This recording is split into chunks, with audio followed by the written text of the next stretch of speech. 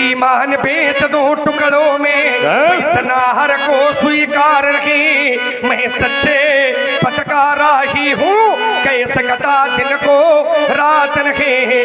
परवाह नहीं अगणित बाधाएं, परवाह नहीं अगणित बाधाएं। ये आती है तो माने दो, ये आती है तो माने दो। ये महानाश की तिमिर घटाएं, ये छाती है तो छाने दो। अरे हमें चिंता किसकी है, हमें चिंता किसकी है। हम अपने इस पथ के मतवाले, तूफान प्रलय झंझावों में हम कभी नहीं रुकने वाले। मैं आशा वादी मानव हूँ, मैं आशा वादी मानव हूँ। हो सकता कभी निराश नहीं, क्योंकि जीवन मेरा दास है, लेकिन मैं जीवन का दास नहीं।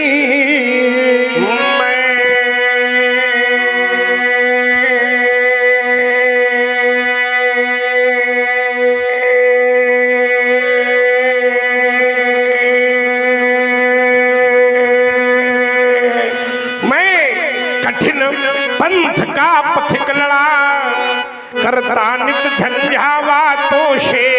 प्राकृतिक प्रकोप न डरा सके हमको अपनी आघातों से। मैं चला जहां जब जिस पथ पर नहीं देखा मैंने आदि अंत। वर्षा ग्रीष्म ऋतु शरद शिशिर हेमंत और पीता बसंत। सुख से न और दुख से न द्वेष, हो गया पथक जगन्नाथों से। मैं कठिन पंथ का पथिक लड़ा करता नित झंझावातों से। मेरा जीवन थोड़ा पृथक है। कैसा है कि ये धू धू कर जलते अंगारों, ये धू धू कर जलते अंगारों पर केवल चलते जाना। ये कोटि कोटि भव विघ्न परे, पर रुकना हमने कभी न माना। रुकने रुकने रुकने मेरी मृत्यु सदा, चलने में हमने जीवन मांगा। कैसे रोकूं, ये छोड़ रहा है बउआ, छोड़ रहा है पीछे। कैसे रोकूं इन चरणों को, जिन्हें रुकने का अभ्यास नहीं। मैं सच्चे पथ का राही हूँ, कह सकता इस दिन को रात नहीं। तुम्हें उसी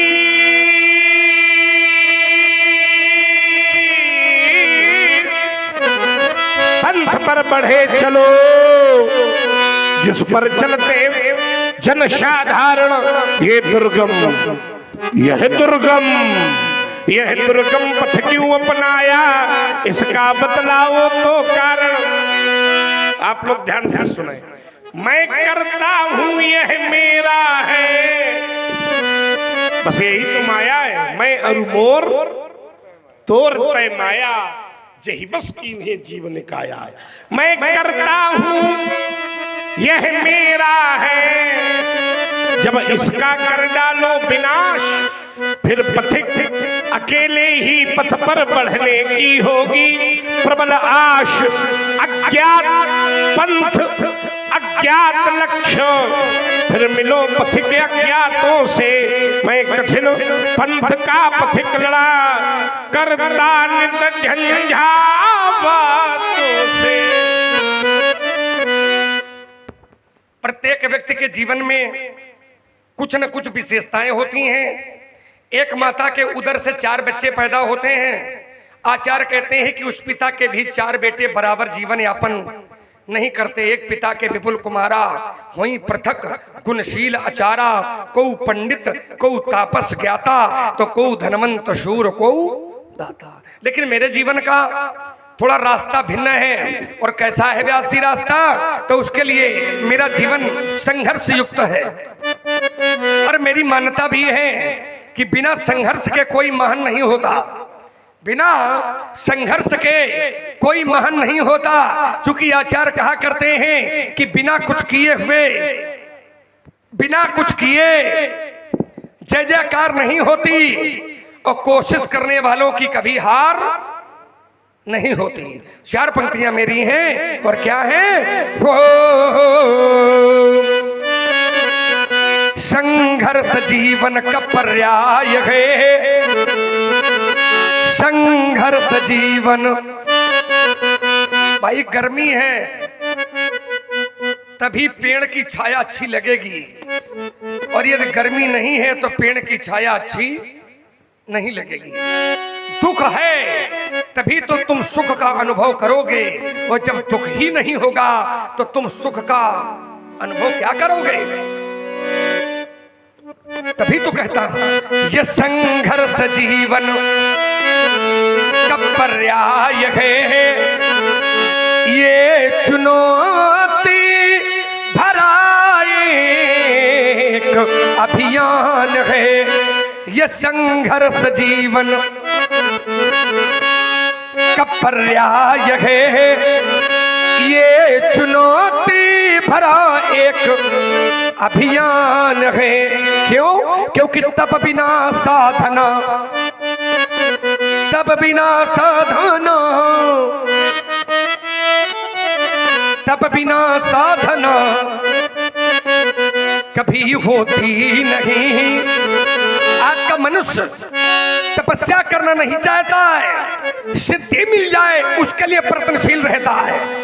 आज के बच्चे माता पिता की संपत्ति, माता पिता की जमीन, माता पिता का घर, माता पिता का वैभव मिल जाए इसके लिए तो तैयार बैठे हैं, लेकिन माता पिता के पांव भी दबाने हैं इसके लिए तैयार नहीं है।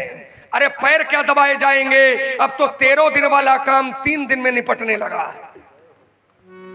अब तो 13 दिन वाला भी कार्य बच्चे 3 दिन में निपटा रहे हैं, तो पैर कैसे दबाओगे? तभी तो कहता हूं कि तप बिना साधना। बउआ बैठ के करो, ये रो छोटू बैठ के करो जो भी समेटना तुमको। तप बिना साधना कभी होती नहीं, और साधना के बिना मुक्ति मिलती नहीं। दीप आशा जलागे रहो रात दिन, दीप आशा जलागे रहो रात दिन। संसार में 2 प्रकार के लोग हैं, एक आशावादी, दूसरे निराशावादी। आशावादी मैं सब कुछ कर सकता हूं, निराशावादी ये हमसे ना हो पाएगा, तो ये हमसे ना हो पाएगा ये वाला जीवन किसी को जीना नहीं है। मैं सब कुछ कर सकता हूं ये वाला जीवन जियो, और जब ये वाला जीवन जियोगे तो न सब कुछ तो कुछ न कुछ तो इतना कर ले जाओगे जितने में तुम्हारा, तुम्हारे माता पिता का, तुम्हारे गांव का, तुम्हारे क्षेत्र का, तुम्हारे जनपद का नाम हो जाएगा। इसका जीता जागता प्रमाण है। पूछो क्या? रस्सी है ना, कोमल होती है, पत्थर कठोर होता है, लेकिन रस्सी भी जब पत्थर से संघर्ष करती है तो पत्थर पर भी अपना निशान बना देती है। इसलिए मेरा कहना है कि तप भी दीप आशा जलाए रहो रात दिन। और कुछ हमारे देश का भी यही दुर्भाग्य रहा है। अभी तक अपने देश के जो राजा होते रहे वे राजा निराशावादी होते रहे। अभी तक अपने देश के जो राजा होते रहे वे राजा निराशावादी होते रहे, लेकिन अब कोई एक राजा ऐसा है जो राजा निराशावादी नहीं है, आशावादी है। आशावादी है, उसी का परिणाम है कि आज चांद पर तिरंगा लहरा रहा है। राजा आशावादी है, उसी का परिणाम है कि आज चांद पर तिरंगा लहरा रहा है। विश्वास मानिए, राजा वही होते निराशावादी वाले तो चांद पर तिरंगा होता चाहे ना होता, लेकिन अब तक तिरंगे में चांद जरूर लग गया होता। इसलिए मेरा कहना है कि दीप आशा जलाए रहो रात दिन, तो ये मरुभूमि कान ये नदन बने। जग विविधता भरा एक महासिंधु है, विविधता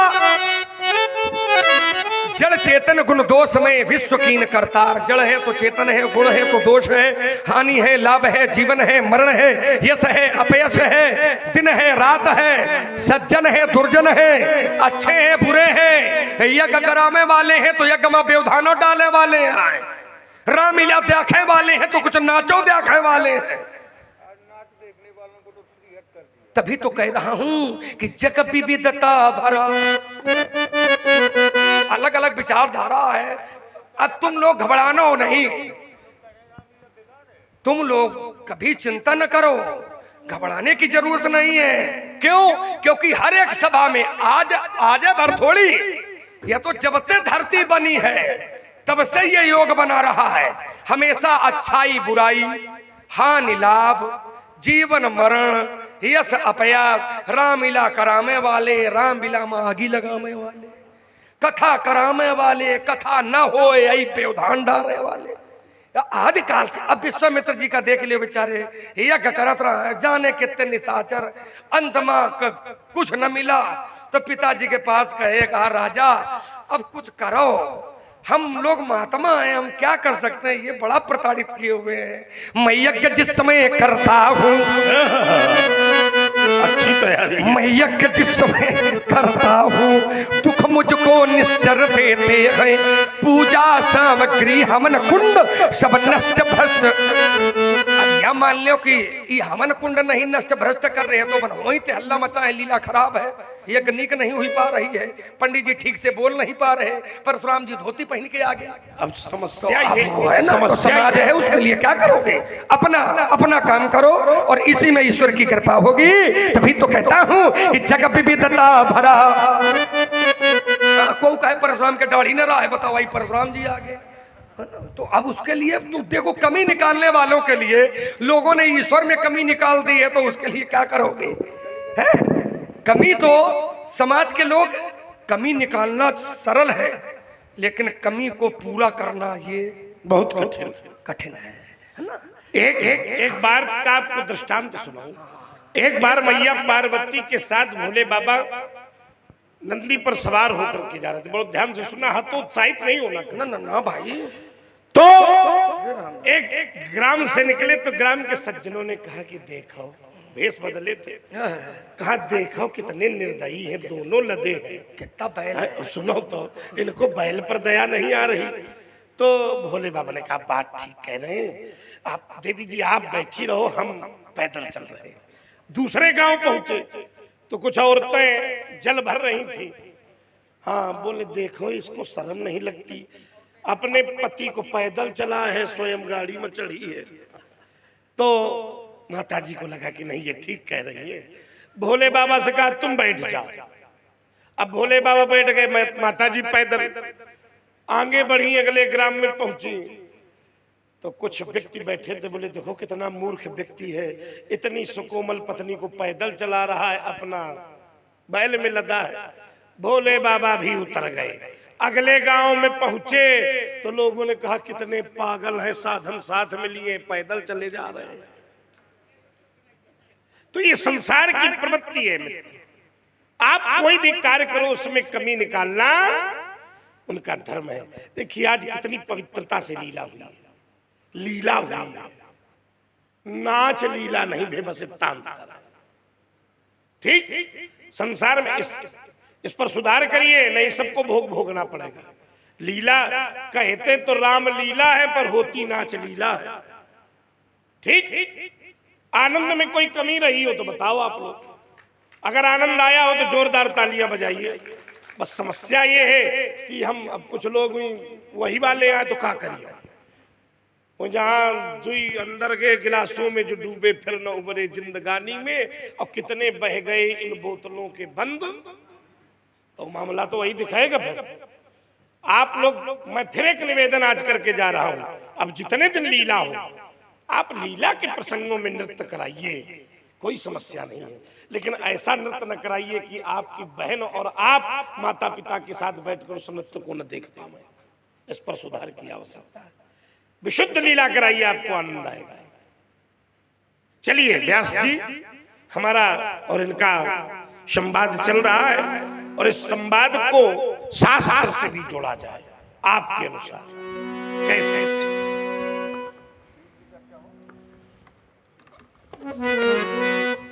चलिए आइए एक छंद की ओर प्रस्तुति कर रहे हैं। क्यों भाई, हम लोगों को कै बजे तक करना है ये भी बता दो थोड़ा सा। अच्छा, ये कोनो भाई, इसलिए हम लोग सोच रहे हैं कि सारे काम आपके व्यवधानित न हो, साफ सफाई भी होनी है, यज्ञ का भी कार्य संचालित होना है, तो इसलिए आइए व्यास एक आध गीत और, इसके बाद प्रसंग में चलेंगे। लीला समयोचित विश्राम लेगी।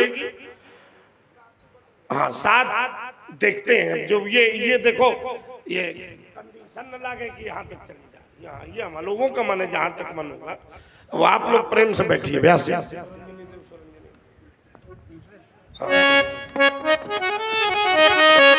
राजकुमार लक्ष्मण ने कहा, आप लोग विचार करिए जितने लोग बैठे हो। राजकुमार लक्ष्मण कहता है कि हमारे देश के राजा आशावादी हो गए हैं, इसलिए चांद पर तिरंगा है। बहुत भाव से सुनिए, हम आपको बड़े भाव से परोसेंगे। अगर आशावादी राजा न होते तो चांद पे तिरंगा न होता, तिरंगे में चांद हो जाता, नहीं होता। क्यों नहीं होता?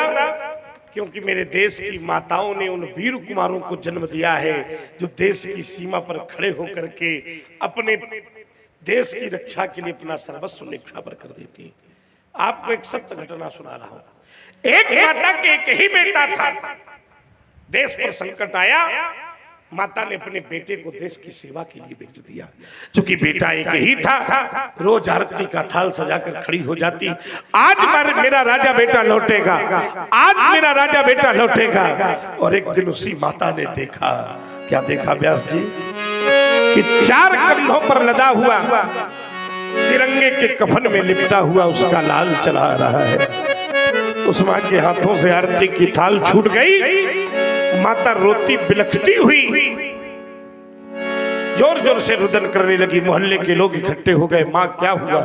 आज उस माँ के मुख से जो शब्द निकले हैं, किसी कवि ने अपनी लेखनी पर पिरोया है। क्या कहती है वो माँ?